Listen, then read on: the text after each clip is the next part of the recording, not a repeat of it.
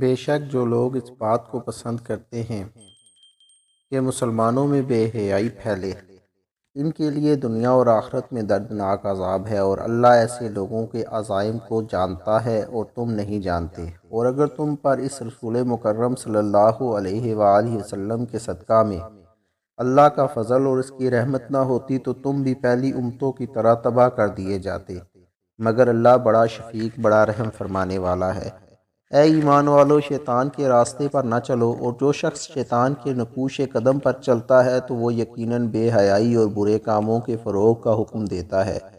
اور اگر تم پر اللہ کا فضل اور اس کی رحمت نہ ہوتی تو تم میں سے کوئی شخص بھی کبھی اس گناہ تہمت کے داغ سے پاک نہ ہو سکتا، لیکن اللہ جسے چاہتا ہے پاک فرما دیتا ہے، اور اللہ خوب سننے والا، جاننے والا ہے۔ اور تم میں سے دینی بزرگی والے اور دنیاوی کشائش والے اب اس بات کی قسم نہ کھائیں کہ وہ اس بہتان کے جرم میں شریک رشتہ داروں اور محتاجوں اور اللہ کی راہ میں ہجرت کرنے والوں کو مالی امداد نہ دیں گے۔ انہیں چاہیے کہ ان کا قصور معاف کر دیں اور ان کی غلطی سے درگزر کریں۔ کیا تم اس بات کو پسند نہیں کرتے کہ اللہ تمہیں بخش دے، اور اللہ بڑا بخشنے والا مہربان ہے۔ بے شک جو لوگ ان پارسا مومن عورتوں پر جو برائی کے تصور سے بھی بے خبر اور ناآشنا ہیں ایسی تہمت لگاتے ہیں، وہ دنیا اور آخرت دونوں جہانوں میں ملعون ہیں، اور ان کے لیے زبردست عذاب ہے۔ جس دن خود ان کی زبانیں اور ان کے ہاتھ اور ان کے پاؤں انہی کے خلاف گواہی دیں گے کہ جو کچھ وہ کرتے رہے تھے۔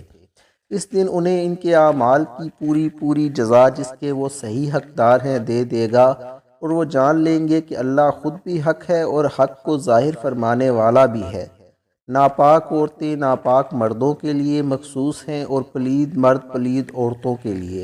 اور اسی طرح پاک و طیب عورتیں پاکیزہ مردوں کے لیے مخصوص ہیں، اور پاک و طیب مرد پاکیزہ عورتوں کے لیے۔ سو تم رسول اللہ صلی اللہ علیہ وآلہ وسلم کی پاکیزگی اور طہارت کو دیکھ کر خود سوچ لیتے کہ اللہ نے ان کے لیے زوجہ بھی کس قدر پاکیزہ و طیب بنائی ہوگی، اور یہ پاکیزہ لوگ انہی تہمتوں سے کلیتاً بری ہیں جو یہ بد زبان لوگ کہہ رہے ہیں، اور ان کے لیے تو بخشائش اور عزت اور بزرگی والی عطا مقدر ہو چکی ہے۔ تم ان کی شان میں زبان درازی کر کے کیوں اپنا منہ کالا اور اپنی آخرت تباہ و برباد کرتے ہو؟ اے ایمان والو، اپنے گھروں کی سوا دوسروں کے گھروں میں داخل نہ ہوا کرو یہاں تک کہ تم ان سے اجازت لے لو، اور ان کے رہنے والوں کو داخل ہوتے ہی سلام کہا کرو۔ یہ تمہارے لیے بہتر نصیحت ہے تاکہ تم اس کی حکمتوں میں غور و فکر کرو۔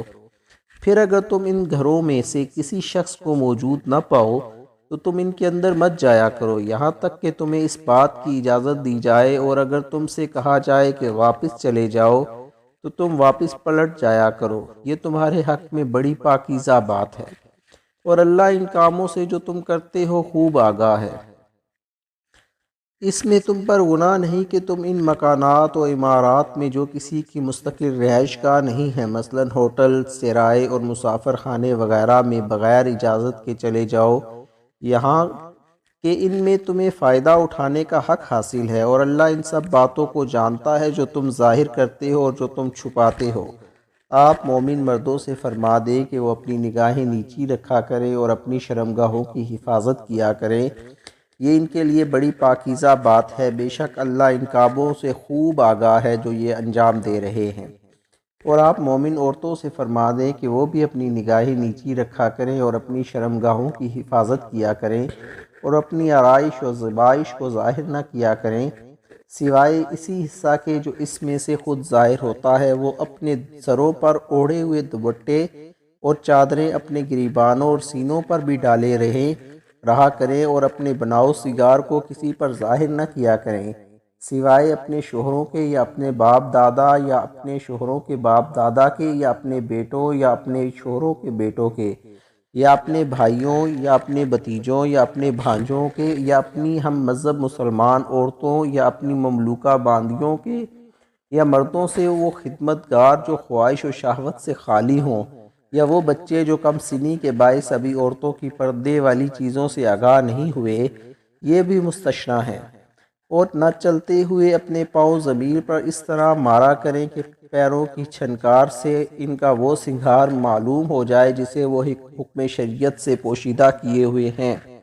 اور تم سب کے سب اللہ کے حضور توبہ کرو اے مومنو، تاکہ تم ان احکام پر عمل پیرا ہو کر فلاح پا جاؤ۔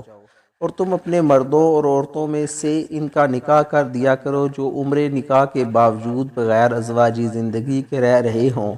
اور اپنے باصلاحیت غلاموں اور باندیوں کا بھی نکاح کر دیا کرو۔ اگر وہ محتاج ہوں گے تو اللہ اپنے فضل سے انہیں غنی کر دے گا، اور اللہ بڑی وسعت والا، بڑا علم والا ہے۔ اور ایسے لوگوں کو پاک دامنی اختیار کرنا چاہیے جو نکاح کی استطاعت نہیں پاتے یہاں تک کہ اللہ انہیں اپنے فضل سے غنی فرما دے۔ اور تمہارے زیر دست غلاموں اور باندیوں میں سے جو مکاتب کچھ مال کما کر دینے کی شرط پر آزاد ہونا چاہیں تو انہی مکاتب مذکورہ شرط پر آزاد کر دو اگر تم ان میں بھلائی جانتے ہو، اور تم خود بھی انہیں اللہ کے مال میں سے آزاد ہونے کے لیے دے دو جو اس نے تمہیں عطا فرمایا ہے، اور تم اپنی باندیوں کو دنیاوی زندگی کا فائدہ حاصل کرنے کے لیے بدکاری پر مجبور نہ کرو جبکہ وہ پاک دامن یا حفاظت نکاح میں رہنا چاہتی ہیں۔ اور جو شخص انہیں مجبور کرے گا تو اللہ ان کے مجبور ہو جانے کے بعد بھی بڑا بخشنے والا مہربان ہے۔ اور بے شک ہم نے تمہاری طرف واضح اور روشن آیتیں نازل فرمائی ہیں، اور کچھ ان لوگوں کی مثالیں یعنی قصہ عائشہ کی طرح قصہ مریم و قصہ یوسف جو تم سے پہلے گزر چکے ہیں، اور یہ پرہیزگاروں کے لیے نصیحت ہے۔